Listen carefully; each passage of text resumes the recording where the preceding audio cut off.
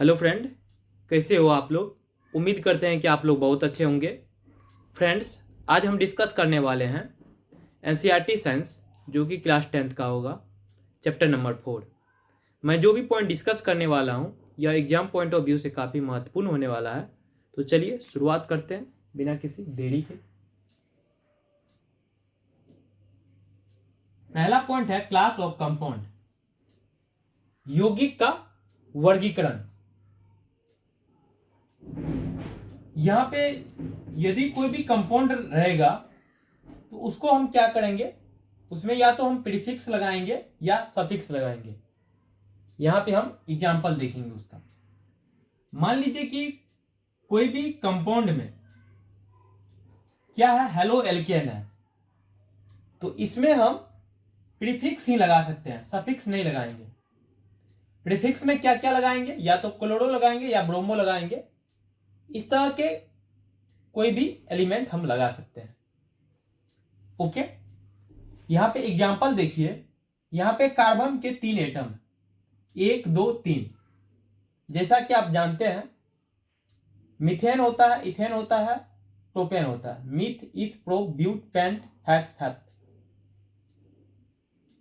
तो यहां पे 3 हो जाएगा, तो ये क्या हो जाएगा, मीथ, इथ, प्रोप हो जाएगा। यहां पे देखिए आप, कार्बन के साथ जो हाइड्रोजन एटम जुड़ा हुआ है, यह सिंगल सिंगल बॉन्ड के साथ जुड़ा हुआ है। ओके, तो यहां पे क्या हो जाएगा, प्रोप एन हो जाएगा। लेकिन ये क्या है, हेलो एल्केन। यहां पे क्लोरीन लगा हुआ है, तो इसको हम क्या कहेंगे, हेलो एल्केन कहेंगे। ओके, तो यहां पे हम इस तरह के जो एग्जाम्पल होंगे, इसको हम क्या लिखेंगे, क्लोरोप्रोपेन, क्योंकि यहां पे क्या लगा हुआ है, क्लोरीन लगा हुआ है। यदि इसी जगह पे क्लोरीन के जगह ब्रोमीन लगा हो, Br लगा हो, तो इसको हम क्या कहेंगे, ब्रोमोप्रोपेन कहेंगे। ओके, नेक्स्ट कंपाउंड देखते हैं, अल्कोहल। अल्कोहल में हम क्या लगाएंगे, सफिक्स लगाएंगे। Okay, suffix. सफिक्स में क्या लगाएंगे, OL। यदि कोई कंपाउंड में OL लगा हो सफिक्स में, प्रीफिक्स में आगे लगता है। किसी भी कंपाउंड में यदि प्रीफिक्स क्लोरो और ब्रोमो इस तरह के एलिमेंट लगा हो, तो उसमें क्या लगा रखा है, प्रीफिक्स लगा रखा है। और जो सफिक्स लगता है किसी भी कंपाउंड में, बाद में लगता है। तो ये जो इस तरह के एग्जाम्पल है, इसमें जो हम क्लोरो लगाए, ब्रोमो लगाए, यह कंपाउंड का यदि मुझे नाम लिखना होगा तो क्लोरो और ब्रोमो आगे लगाएंगे। लेकिन यदि सफिक्स है, अल्कोहल कोई कंपाउंड है, उसमें यदि सफिक्स लगा हुआ है OL, तो ये OL जो होगा बाद में लगेगा। ओके, जैसे एग्जांपल के तौर पे यहां पे आप देख सकते हैं, कार्बन कार्बन कार्बन है यहां पे। ओके, इसमें हाइड्रोजन एटम जुड़ा हुआ है, और लास्ट में यहां पे देखिए OH जुड़ा हुआ है। ओके, तो यदि OH जुड़ा हुआ है तो ये क्या जुड़ा हुआ है, यहां पे सफिक्स जुड़ा हुआ है। तो 3 कार्बन है, तो मीथ, इथ, प्रोप होगा। और OH क्या है, ये अल्कोहल ग्रुप है, तो इसको हम क्या कहेंगे, प्रोपेनॉल कहेंगे। ओके, क्योंकि OH जुड़ा हुआ है। यह एग्जाम पॉइंट ऑफ व्यू से काफी महत्वपूर्ण है, ये सारा पॉइंट, तो इसको ध्यान रखना है। तो हम ऐसे समझ सकते हैं, यदि किसी कंपाउंड में OL लगा हो तो ये क्या होगा, अल्कोहल होगा। और इस तरह के कंपाउंड के जो नाम लिखेंगे, तो OL जो है हम लास्ट में लगाएंगे उस तरह के कंपाउंड में। जैसे यहां पे OL लगाए, प्रोपेनॉल। और यदि प्रीफिक्स होगा किसी कंपाउंड में, तो क्या होगा, हेलो एल्केन होगा। हेलो एल्केन में क्या क्या होगा, क्लोरो होगा या ब्रोमो होगा, इस तरह के एलिमेंट होंगे। तो ये क्लोरो और ब्रोमो जो है, इसको यदि मुझे लिखना होगा तो इसको आगे लिखेंगे। जैसे यहां पे लिखे क्लोरो प्रोपेन, यदि क्लोरीन लगा हो, यदि Br लगा हो, ब्रोमीन लगा हो, तो ब्रोमो प्रोपेन लिखेंगे। नेक्स्ट पॉइंट देखिए, क्या है एल्डिहाइड। इसमें जो सफिक्स होगा Al होगा। यदि किसी कंपाउंड में Al लगा हो तो ये क्या है, सफिक्स है। सफिक्स कहां लगता है, बाद में लगता है। तो यहां पे एग्जाम्पल लिखा हुआ है कार्बन कार्बन कार्बन। ओके, तो यहां पे आप नोटिस कीजिए, लास्ट में जो ये कार्बन है इसमें डबल बॉन्ड के साथ O लगा हुआ है और ऊपर में ये H लगा हुआ है। ये कार्बन की वैलेंसी फुलफिल हो रही है, 1 2 3 4। यहां पे भी कार्बन की वैलेंसी फुलफिल हो रही है, 1 2 3 4। यहां पे भी कार्बन की वैलेंसी फुलफिल हो रही है, 1 2 3 4। तो 3 कार्बन है, तो मीथ इथ प्रोप, तो ये क्या हो जाएगा, प्रोप हो जाएगा। लेकिन यहां पे C डबल बॉन्ड O और साथ में C के साथ क्या लगा हुआ है, H लगा हुआ है।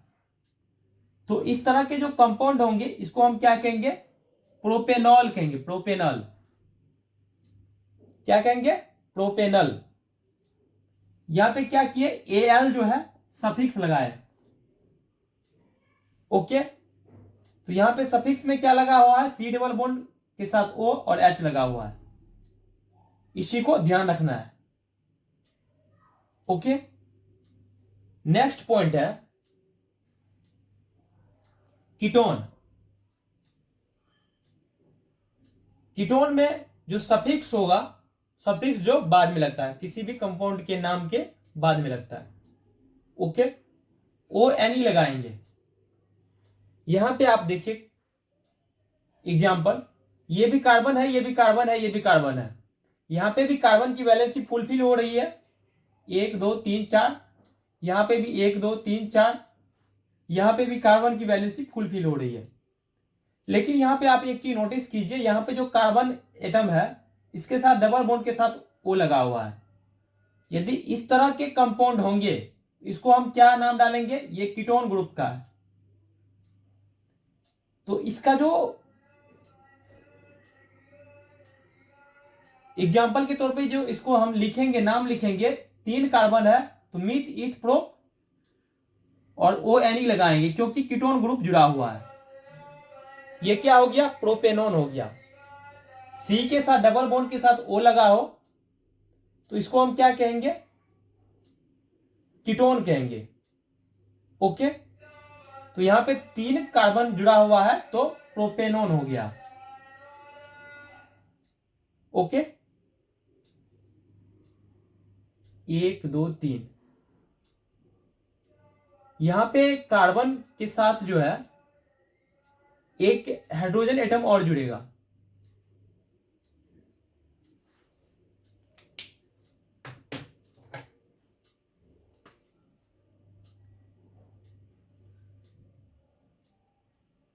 ओके, यहां पे कार्बन के साथ, क्योंकि कार्बन की वैलेंसी तो 4 होती है,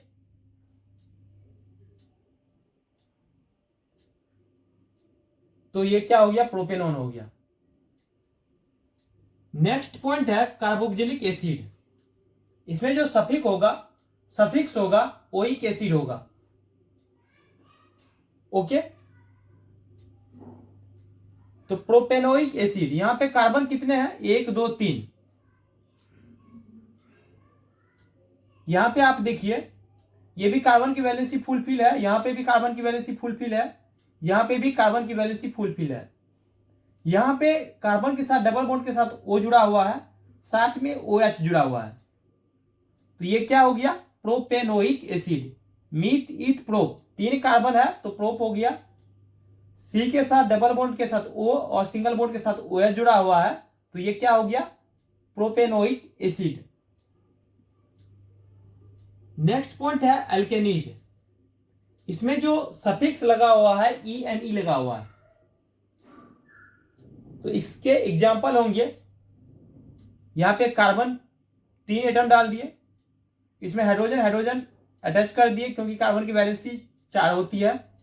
यहाँ पे भी कार्बन की वैलेंसी 4 फुलफिल हुआ, यहाँ पे भी कार्बन की वैलेंसी 4 फुलफिल हो गया। तो ये क्या हो गया, 1 2 3, तो प्रोपीएनई प्रोपीन हो गया। ओके, यहां पे आप देख सकते हैं डबल बॉन्ड है, यदि सिंगल बॉन्ड रहता तो एन होता, लेकिन डबल बॉन्ड है तो क्या हो गया, इन हो गया। नेक्स्ट पॉइंट देखिए क्या है, अल्काइनीज। इसमें सफिक्स क्या जुड़ा हुआ है, YNE। तो ये कार्बन है, इसके साथ 3 एटम जुड़ा हुआ है इधर और एक इधर जुड़ा हुआ है, मतलब कार्बन की वैलेंसी फुलफिल, यहां पे भी कार्बन की वैलेंसी फुलफिल। ओके, 3 1 4, यहां पे भी 3 1 4, तो ये क्या हो गया, प्रोपाइन हो गया।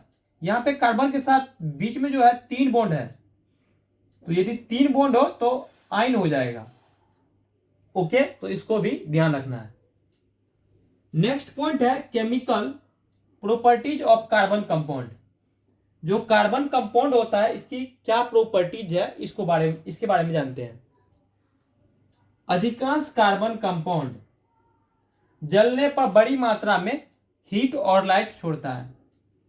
जो कार्बन कंपाउंड होता है यह जलने पर, मतलब बर्न होने पर, या तो हीट, बड़ी मात्रा में क्या निकालेगा, हीट निकालेगा और लाइट निकालेगा। हीट मतलब उष्मा और लाइट मतलब रोशनी। सैचुरेटेड हाइड्रोकार्बन आमतौर पर, मतलब जनरली, साफ फ्लेम देता है। जो सैचुरेटेड हाइड्रोकार्बन होता है जनरली यह साफ मतलब क्लीन फ्लेम देता है।